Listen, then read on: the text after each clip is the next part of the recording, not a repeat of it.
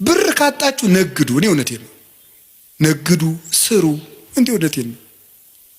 ኢትዮጵያ ሰው ብር መናቅ ይወዳል፣ ስራ መናቅ ይወዳል። ብር ደግሞ ለ2,000 ብር ይላል። ወይ ጥጋ እንደው እናንተ እንዴ!